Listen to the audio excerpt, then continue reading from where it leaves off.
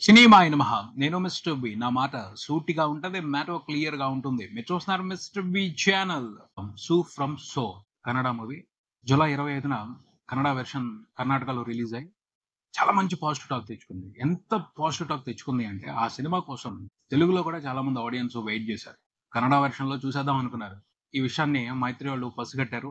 ఫాస్ట్‌గా మెరుపు వేగంతో సినిమాని డబ్ చేసి ఈ వీక్ థియేటర్స్‌కి తీసుకొచ్చేసారు. చాలా మంచి నిర్ణయం తీసుకున్నారని చెప్పాలి. ఎక్కువ అవకాశం ఇవ్వలేదు. సినిమాని వేరే వెర్షన్‌లో చూసేయటం కాదు.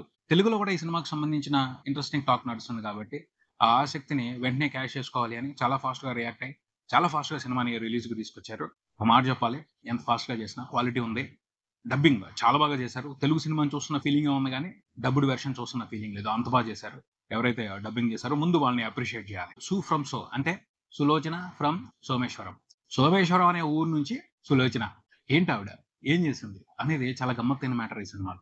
నేనైతే సినిమాకి వెళ్ళే ముందు ఓవర్ హైప్ ఇస్తున్నారేమో, అసలు స్టార్స్ లేరు సినిమాలో, ఏముంటదిలే అని లో ఎక్స్‌పెక్టేషన్స్ తోనే వెళ్ళాను.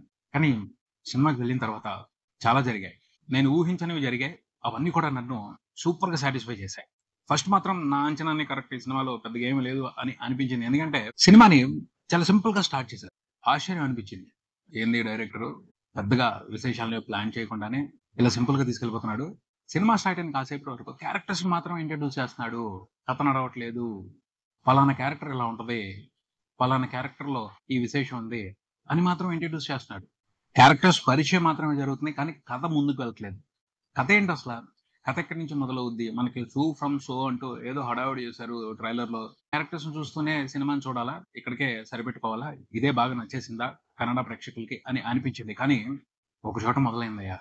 సులోచన అనే వ్యవహారం ఎప్పుడైతే లీడ్ తీసుకుందో కథలో అక్కడి నుంచి మొత్తం మారిపోయింది. ప్రతి క్యారెక్టర్‌కి ఒక పర్పస్ వచ్చేసింది. ప్రతి సిట్యుయేషన్‌కి ఒక ఇంపార్టెన్స్ వచ్చేసింది. అక్కడి నుంచి సినిమా అయిపోయేంత వరకు మామూలుగా నడవలేదు అసలు సినిమా. సర్ప్రైజ్ అవుతూనే ఉంది. విచిత్రం ఏమిటి అంటే, ఎక్కడా కూడా పెద్ద పెద్ద బ్యాంగులేమి ఉండవు. మనం ఊహించని ట్విస్ట్‌లేమి ఉండవు. చాలా సింపుల్‌గా ఉంటది. అసలక్కడ ఏమి లేదు అని కూడా అనిపిస్తా ఉంటది. కానీ ఫాలో అవుతూ ఉంటాం. చాలా ఇంట్రెస్టింగ్‌గా అక్కడ జరిగే ప్రతి సన్నివేశాన్ని ఆస్వాదిస్తా ఉంటాం. చివరికొచ్చేప్పటికి కంప్లీట్ సాటిస్ఫాక్షన్ ఫీలింగ్ తీసుకుంటాం. బావుంది సినిమా అని హ్యాపీగా ఫీల్ అవుతాం. ఎందుకు జరిగిందలా అని ఒక్కసారి తిరిగి మళ్ళీ ఆలోచించుకుంటాం. ఆ క్యారెక్టర్స్, ఆ సన్నివేశాలు గుర్తొస్తాయి. చాలా సేపు గుర్తొస్తూనే ఉంటాయి. మనల్ని చక్కలు గింతలు పెట్టి నవ్విస్తానే ఉంటాయి. సినిమా చూసినప్పుడు కొంతవరకే నవ్వుకుంటాం. ఎందుకంటే కొంత కొత్తగా అనిపిస్తది. బట్ వాటిని నెమరు వేసుకుంటున్నప్పుడు, వాటిని గుర్తుకు తెచ్చుకుంటున్నప్పుడు, ఓహో! పలానా రీజన్ కారణంగా ఇలా జరిగిందా? ఈ క్యారెక్టర్ వ్యక్తిత్వం ఇదా? అందుకని ఇలా బిహేవ్ చేస్తున్నా. ఇవన్నీ గుర్తుకు చేసుకుంటుంటే అదో ప్రత్యేకమైన మజా.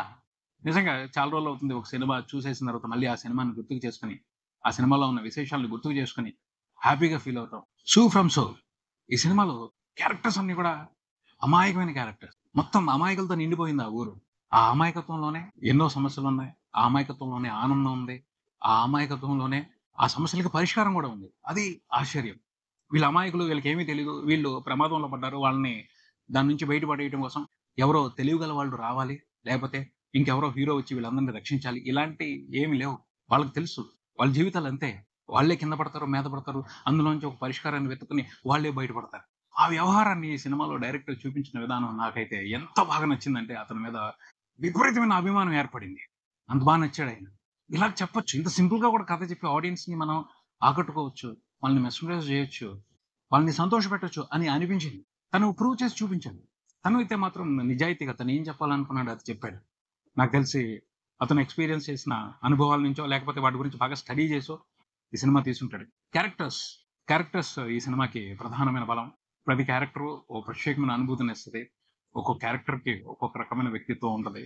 తర్వాత కథకు సంబంధించి కూడా డైరెక్టర్ ఒక సర్ప్రైజింగ్ మూవ్ తీసుకున్నారనే చెప్పాలి. ఫస్ట్ అంతా ఒక ఊరు చూపిస్తారు. అక్కడున్న క్యారెక్టర్స్ చూపిస్తారు.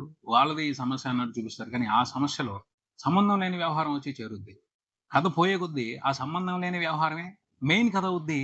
ఆ సంబంధం లేని వ్యవహారానికి సంబంధించిన సమస్యని పరిష్కరించడమే ఈ కథకి పరిష్కారం అవుద్ది. ఆ మ్యాటర్‌ని ఎంత స్మూత్‌గా, ఎంత స్మార్ట్‌గా, ఎంత ఇంట్రెస్టింగ్‌గా డైరెక్టర్ డీల్ చేశారు అంటే హ్యాట్స్ ఆఫ్ చెప్పకుండా ఉండలేం. నిజం.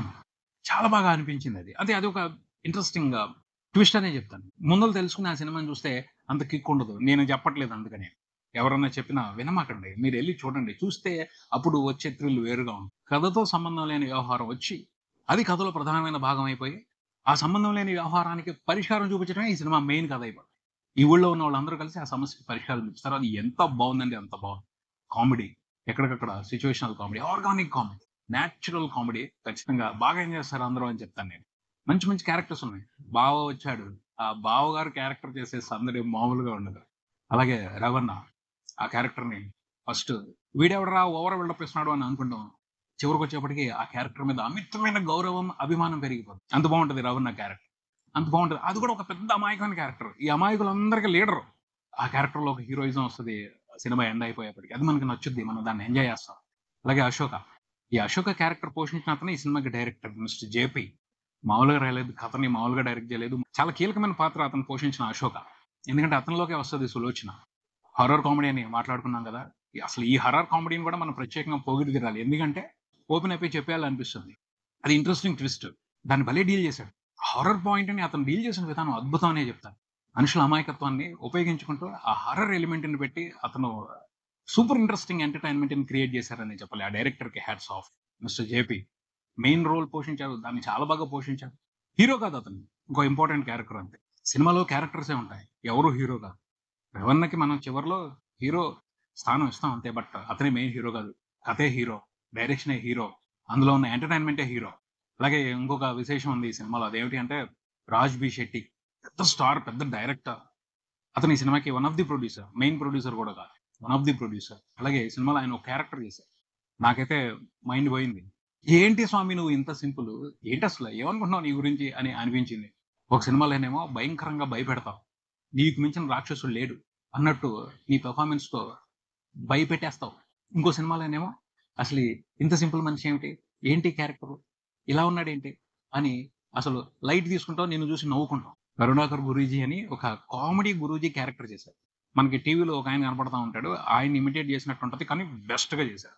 హీరో కాదు. హీరోయిజం ఛాన్స్ ఎక్కడా తీసుకోలేదు. Already proved star 'రాజ్‌బీ Shetty.' అయినప్పటికీ ఈ సినిమాలో నేను హీరోని కాదు. ఒక సింపుల్ క్యారెక్టర్ నాది. ఆ క్యారెక్టర్ వరకు ఏం చేయాలి?